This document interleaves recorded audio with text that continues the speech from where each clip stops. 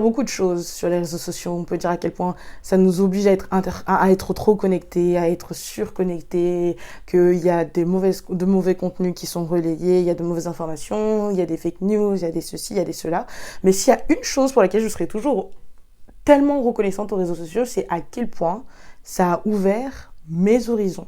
À quel point ça m'a permis d'avoir accès et de voir des réalités que je ne pensais pas possibles, que mon esprit n'arrivait même pas à formuler, des choses que d'autres personnes sont en train de vivre et que mon esprit à moi, parce que j'ai pas du tout le même style de vie, parce que je viens pas du tout du même background que les personnes qui m'inspirent, n'arrive même pas à concevoir. C'est-à-dire qu'il y a des personnes qui aujourd'hui, continuellement, dans leur compte en banque, ont des millions d'euros, qui tous les mois voyagent, pas forcément des voyages luxueux, mais qui voyagent tous les mois. Il y a des personnes qui tiennent leur budget tous les mois. Il y a des personnes qui sont en train de vivre et de nous emmener avec eux tout au long du chemin de leur carrière professionnelle et au travers de leur progression et de leur croissance. Et en fait, on se dit, mais on réalise pas à quel point, pour beaucoup d'entre nous, c'est une source d'inspiration, le fait de savoir que c'est possible, le fait de savoir que ça existe, qu'il y a des personnes qui sont en train de le vivre. Et souvent, quand je demande ou quand je regarde, quand je vais un petit peu creuser pour voir comment ont commencé les personnes qui m'inspirent, quel est leur secret, qu'est-ce qui a fait qu'elles se sont démarquées des personnes, démarquées des autres. Souvent, il y a l'audace d'avoir fait ce qu'elles ont fait, la curiosité, ça revient énormément, mais je vais m'arrêter aujourd'hui sur une des clés, un des secrets qui pour moi revient tout le temps quand j'écoute et je comprends et j'analyse les interviews des personnes que je peux trouver sur les réseaux sociaux et qui m'inspirent, c'est la routine, l'importance de la routine couplée à la discipline. Le fait de répéter des actions qui sont bonnes pour toi te permet de grandir à une vitesse qui est juste incroyable. C'est pareil même pour les fitness journeys, tu vas voir qu'il y a des personnes qui vont te dire oui, je veux me lancer, je veux perdre du poids et tout. Et quand tu vas regarder les personnes qui ont réellement perdu du poids, c'est parce qu'elles ont répété, elles ont répété, elles ont répété des choses qui ont fonctionné. Beaucoup. Elles ont été consistent comme on dit. Elles ont été vraiment, vraiment régulières dans la régularité et dans la routine et la discipline. Et aujourd'hui, on va déterminer pourquoi tu as besoin d'une routine, pourquoi tu dois développer ta routine à toi et surtout comment tu dois faire pour développer ta routine pour être la meilleure version de toi-même. Hello, moi c'est Rachel et sur cette chaîne, on parle business, marketing, entrepreneuriat et vie d'adulte, mais en dehors de cette chaîne, je dirige un club privé réservé uniquement aux femmes pour te permettre de glow up. Et si tu veux en faire partie, n'hésite pas à me le dire en commentaire. Revenons-en à nos moutons. La discipline, le fait d'avoir une routine, ça peut paraître extrêmement barbant, ça peut paraître extrêmement contraignant parce que ça a toujours été présenté comme quelque chose pour lequel on n'a pas réellement le choix. Quand on nous parle de routine, on a souvent l'impression que c'est quelque chose qui est vite fastidieux, ce qui est vrai, mais pas totalement vrai. On a souvent tendance à oublier les bienfaits de la routine. C'est au travers de ta routine que tu peux savoir où tu en es avec ta vie professionnelle, avec ta vie privée, même avec ta vie en général. Le fait d'avoir une routine et de l'observer et d'avoir de la discipline te permet également d'avoir une meilleure version, une meilleure vue de toi-même. Le fait de savoir que tu es une personne disciplinée, ça influe énormément sur ta confiance en toi de manière positive. C'est-à-dire que tu sais que tu es une personne disciplinée, c'est un atout, c'est une qualité, c'est quelque chose qui est beau, c'est quelque chose qui est respectable, quelque chose qui est respecté. Peu de gens sont disciplinés. Beaucoup de personnes qui sont successful sont disciplinées, mais peu de gens, dans la masse, dans la généralité, le sont réellement. Et finalement, je me dis que la routine idéale, elle ressemble à quoi? Parce qu'on a eu un épisode avec des morning routines où on commençait à 6 heures, des morning routines où ça commençait à 5 heures. C'est-à-dire que chaque morning routine, chaque routine est propre à une seule personne. Mais avant même de commencer à établir ta routine, une chose que je veux que tu acceptes et que tu ouvre vraiment ton cœur, ouvre tes oreilles, ouvre ton cœur, ouvre ton âme, ouvre tes pensées, ouvre ton esprit et entends ce que je vais te dire. La meilleure version de toi n'est pas si loin que ça. C'est-à-dire que elle est facilement atteignable. Tu es capable de devenir la meilleure version de toi. que tu es en train de, que tu projettes, que quand tu es en train de faire ta vaisselle et tu te dis, ouais, si j'étais moi, mais en mieux, voici ce que je ferais, voici les pays que j'aurais visités. C'est faisable. C'est faisable. C'est pas si difficile que ça.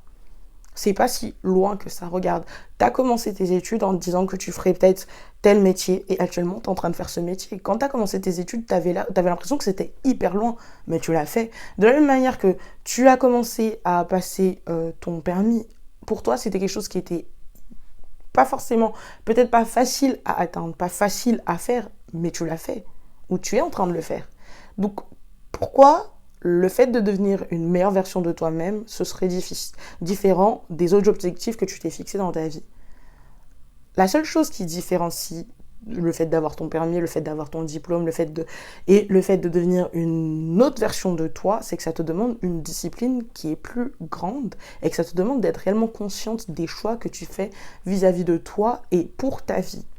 Et du coup, moi, j'ai établi une formule qui, pour moi, est la meilleure formule pour devenir la meilleure version de toi-même quand tu veux établir ta routine, quand tu veux trouver un équilibre de vie et trouver, franchement, un sens à ta vie. La routine parfaite, selon moi, et quand je dis routine, je dis pas morning routine pour moi parce que c'est pas juste le matin, c'est tout au long de ta semaine. La routine parfaite est une routine à 80% en adéquation avec ta vie actuelle. Donc elle sert tes objectifs actuels, elle sert ta vie actuelle. Et à 20% en adéquation avec la meilleure version de toi vers laquelle tu es en train de travailler, vers laquelle tu es en train de te diriger. 80-20% pour moi, c'est parfait. Et ça respecte un petit peu le principe même de Pareto. C'est-à-dire que les 20% tirent les autres 80%, tu vois. Et je pense que quand tu établis ta routine en respectant ce principe-là, c'est parfait.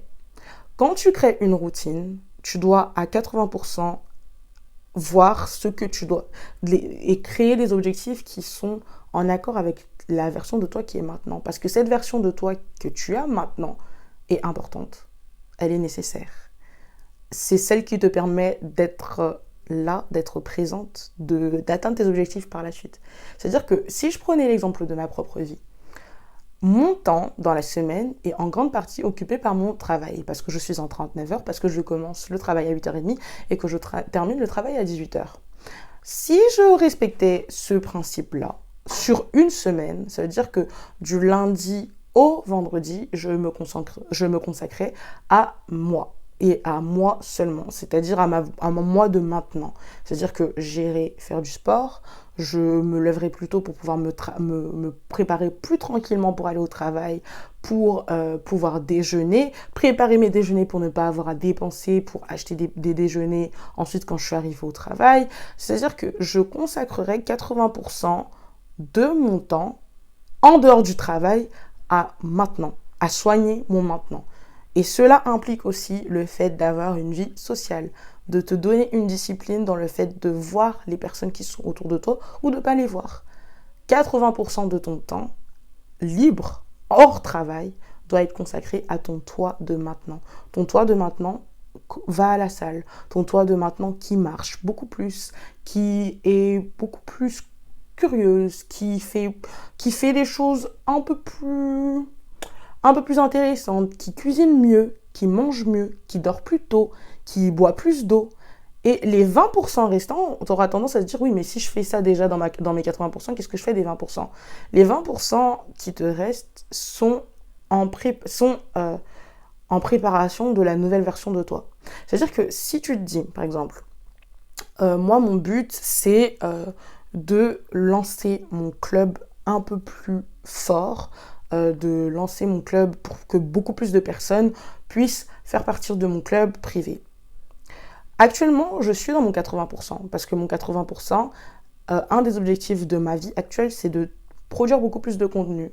Pourquoi ? Parce que le fait de produire plus de contenu bénéficie au lancement et à la promotion de mon club, qui est un de mes objectifs de la future version de moi.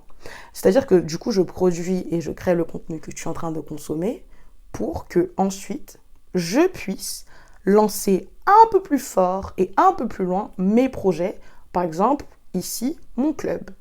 Et le but dans la répartition 80-20%, c'est de ça, c'est de préparer avec ta version actuelle, la future version de toi.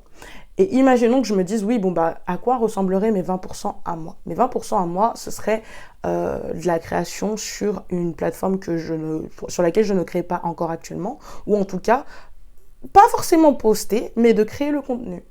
Ce serait également de mettre de l'argent de côté pour un voyage que je voudrais faire dans 2, 3, 6 mois. Ça, c'est pas maintenant que je vais le faire. Mais les 20% te permettent de préparer. Tu vois, 20% de mon temps, 20% de mes dépenses, 20%. En fait, ça va avec tout.